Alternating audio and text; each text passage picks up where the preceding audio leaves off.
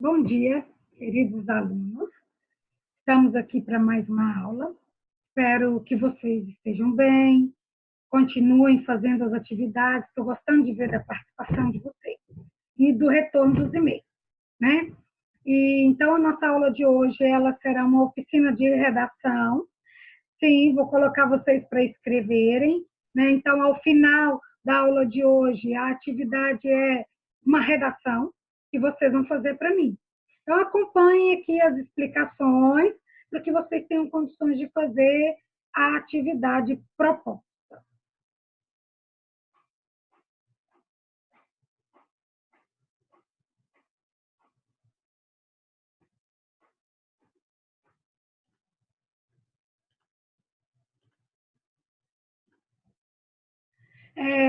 Continuando, então, com base aqui, né, a abertura da nossa aula, oficina de produção de texto. Então, eu pretendo aqui motivar vocês a escreverem e a fazerem. Novamente, ao final da aula, vocês vão produzir uma redação para mim e encaminhar conforme o de costume. Primeira coisa, então. Primeiro conceito que vocês devem ter é essa primeira frase que está aí. Boas redações são frutos de bons hábitos de leitura e escrita. Olha, se você é um bom leitor, se você tem o hábito de ler, você vai escrever bem. Você vai conseguir deixar fluir a escrita também. Porque quando você lê muito, você guarda na sua memória vocabulários, palavras, frases, ideias e assuntos. E, sendo assim, na hora de escrever, você terá muito mais facilidade.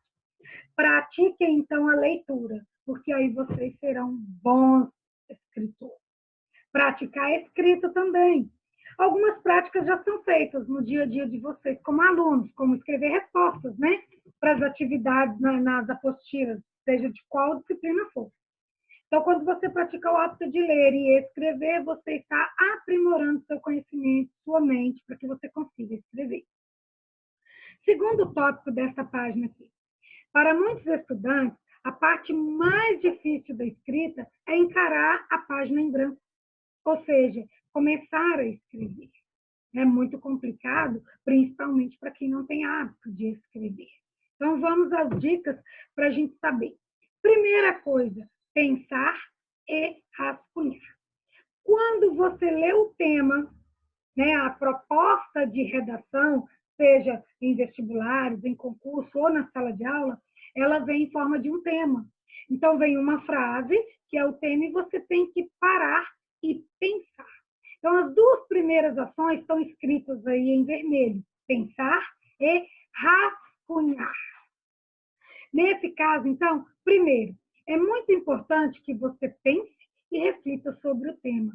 Pensar antes de escrever. Sabe por quê? Se você começar logo escrevendo, a hora que você parar para respirar, vai dar aquele famoso branco, esquecimento da sua linha de raciocínio. Porém, quando você pensa primeiro, o que você sabe daquele assunto? E quando você rascunha, ou seja, você vai escrevendo, é o que está aí nessa segunda frase, vai escrevendo tudo o que vier à sua mente numa folha qualquer, um rascunho. Escreva todas as ideias que surgirem, palavras, expressões, frases, tudo. É aquele que a gente chama de chuva de ideias. E isso vai te auxiliar na hora que você for começar a escrever. E se perder e der o branco e esquecer, é só você voltar nesse rascunho. Fazendo assim, quando você começar a escrever e vier aquele famoso branco, você tem onde recorrer para dar continuidade ao seu texto. Vamos que vamos. Redação é um texto formado de uma passagem escrita independente em torno de uma ideia, um sentido. Essa organização obedece a certos princípios, de modo que se cria um todo significativo, cumprindo um objetivo. Então, a redação é para você criar um texto, um todo. É lógico que tem que cumprir alguns princípios, ou seja, algumas regras, principalmente de estrutura, né? Todos vocês já ouviram falar que uma redação tem que ter início, meio e fim. Isso. Outro princípio que deve seguir é o tipo de texto que se quer. Se quer que conte uma história, se quer que defenda uma opinião, ou que faça uma história em quadrinhos. Então, quando você pegar a proposta, tudo isso você tem que ler e entender. Lendo a segunda parte, geralmente os textos apresentam características mistas, tornando-se complexa a delimitação dos seus traços específicos. Na realidade, o importante na redação é que haja uma ideia em torno da qual se possa considerar um núcleo. As ideias complementares que apoiam esse núcleo e a relação entre eles. Então, a ideia central é o tema central. Você divide aquele tema em vários tópicos, em vários subassuntos que você queira falar sobre aquele assunto, né? Por exemplo, se é sobre a legalização para menores para de 16 a 18 anos dirigirem. Muitas pessoas são a favor e muitas são contra, levando em conta a idade da pessoa, se vai liberar ou não para que ele seja capaz de conduzir um veículo no trânsito. Então, esses subtópicos, se é a favor e por que é a favor, ou se é contra e por que é contra, também devem fazer parte de sua redação. Agora, nossa redação, ela vai seguir, nossa redação da oficina de hoje, ela vai seguir um único aspecto, é um relato. É um relato pessoal, que pode ser um diário, que aparece nos blogs das blogueiras e blogueiros famosos. Então, é você relatar algo do seu cotidiano, seja do passado, seja da atualidade. Então, sempre a gente está compartilhando com os amigos, com os familiares, a nossa vida. Existe, então, o relato oral, que é quando a gente tem a conversa, e o relato por escrito, que é o que vocês vão fazer em forma de redação, mas existe em forma de diário, como eu disse, de blog e etc. Trata-se de algo tão rotineiro e natural que nem nos damos conta de muitos aspectos. Quando a gente vai fazer o relato oral, a gente conta naturalmente para a pessoa, né? O que nos aconteceu, como aconteceu, a gente muda a entonação da voz, a expressão facial, os gestos. Porém, na escrita, na redação, só temos a escrita. Então, a escolha de palavras e de frases tem que ser bem criteriosa. Por isso que você escreve, pensa antes de escrever, escreve o rascunho, relê, e aí você faz o seu texto oficial, a caneta, bonito. Continuando, gênero, relato pessoal. Onde e para quem lemos e escrevemos um relato pessoal? Então, vamos ao primeiro aqui. Quando relatamos algo, temos um objetivo real, assim como qualquer outra forma de manifestação verbal. Se relatamos alguma coisa para nossos familiares, temos um objetivo. Se relatamos certo fato a um amigo, temos outro. No caso da redação, o objetivo é relatar o fato por escrito. Segundo parágrafo, falamos, lemos e escrevemos um relato pessoal em diferentes situações, por diferentes suportes, né? As revistas, jornais, telefone, oralmente, né? Redes sociais, principalmente nos blogs.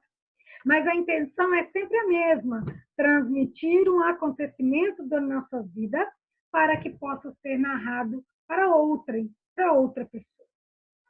Por exemplo, nós temos outro tipo de relato aí no terceiro parágrafo, um relato de viagem, que tem por objetivo narrar as experiências de outra pessoa para outras pessoas que desejam ir ao mesmo lugar.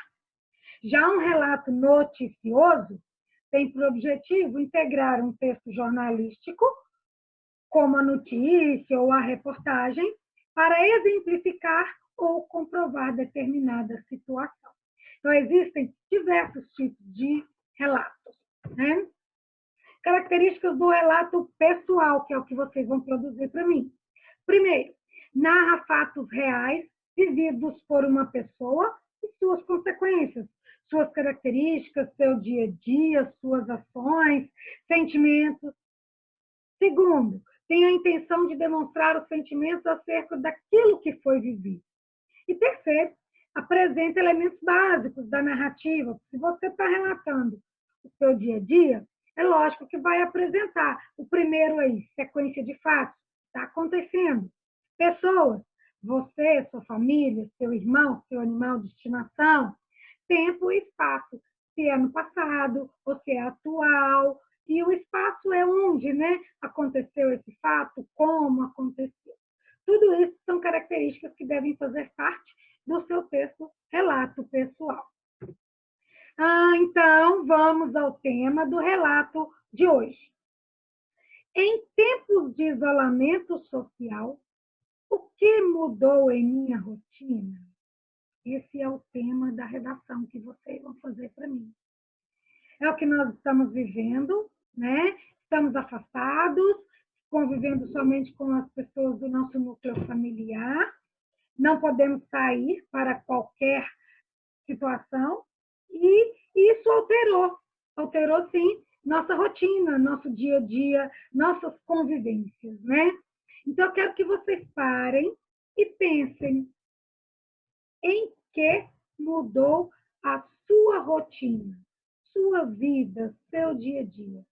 Porque é a partir desse tema que você vai produzir o seu texto.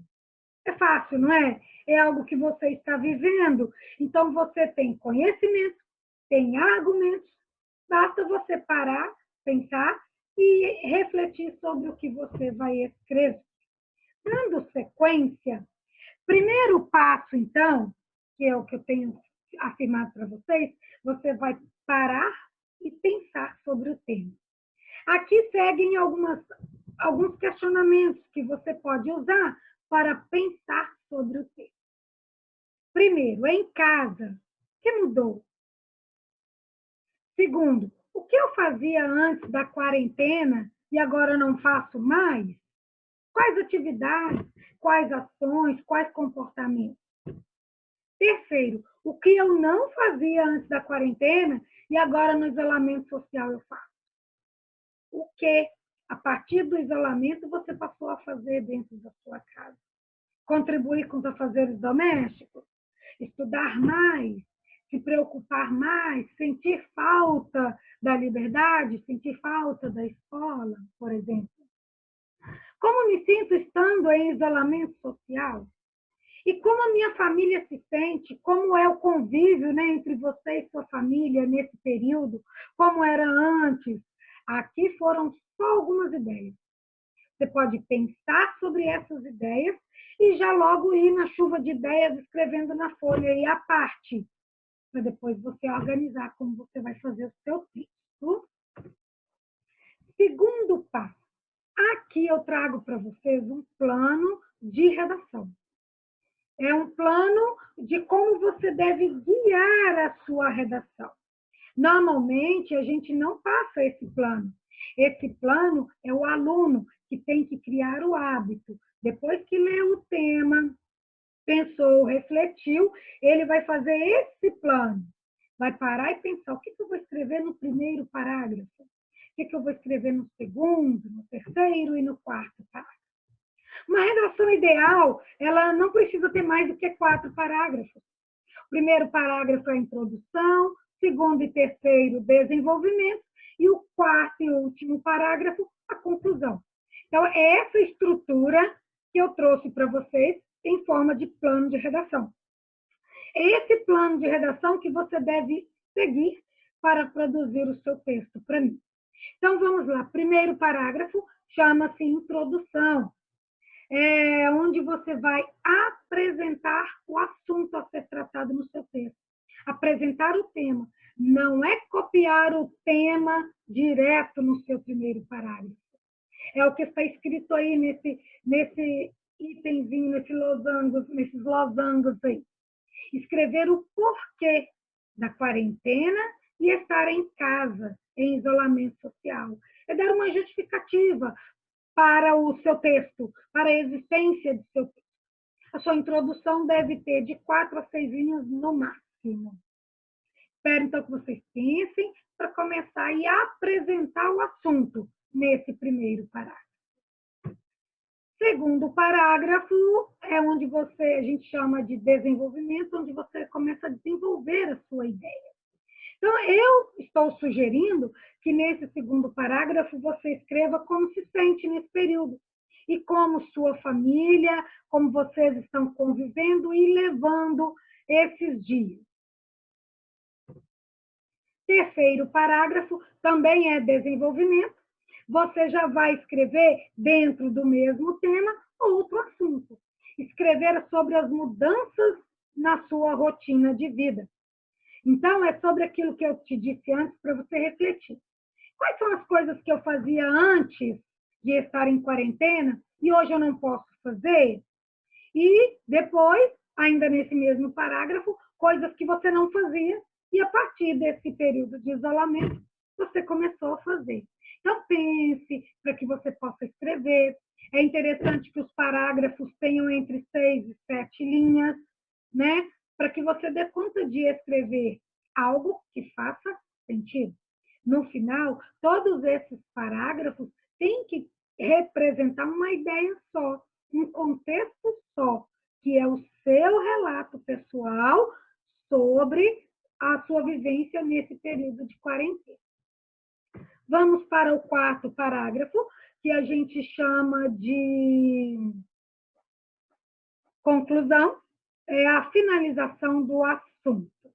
Aqui você tem várias opções, mas aí no primeiro parágrafo, escrever sobre a perspectiva de quando acabar a quarentena, o que você pretende fazer, ou o que mudou na sua cabeça e que assim que acabar a quarentena você vai colocar em prática, né?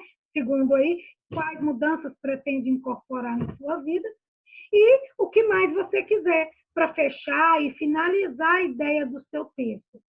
Relembrando, o tema geral é as mudanças que aconteceram na sua vida, na sua rotina, a partir desse isolamento, dessa quarentena. Qualquer dúvida, estou à disposição de vocês, tá? É só me procurarem no WhatsApp, no nosso grupo e por e-mail. Ainda, atenção! Aqui vão algumas orientações técnicas, alguns lembretezinhos para você.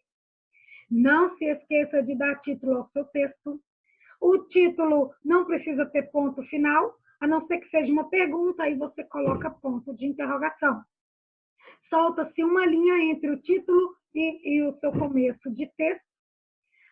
Total de linhas, o seu texto deve ter um mínimo de 15 linhas e um máximo de 35. Não é para escrever menos de 15 nem mais de 35. Então, até com a quantidade de linhas você tem que preocupar, né, na hora de escrever o seu texto. Escreva com sua letra, em folha do caderno. Cada início de parágrafo deve ter um recuo. Deve ser escrito em língua portuguesa padrão. Não esqueça de acentuar as palavras, colocar as pontuações, a vírgula, ponto final. Iniciar frases com letra maiúscula. Não esqueçam disso. Não use gírias ou abreviações. Afinal, um texto ele é um documento, é escrito na língua portuguesa padrão e não na linguagem informal ou popular. A partir daí, então, vocês vão parar, pensar, escrever o texto de vocês e mandar as fotos do texto pronto, bem legível, porque eu quero ler, depois eu vou dar o retorno, correção com vocês, dicas, né? Eu espero que vocês produzam o texto.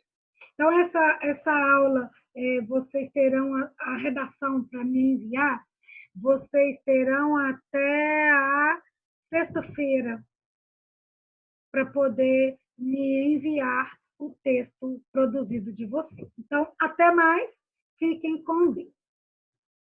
Até mais. Agora eu consegui voltar.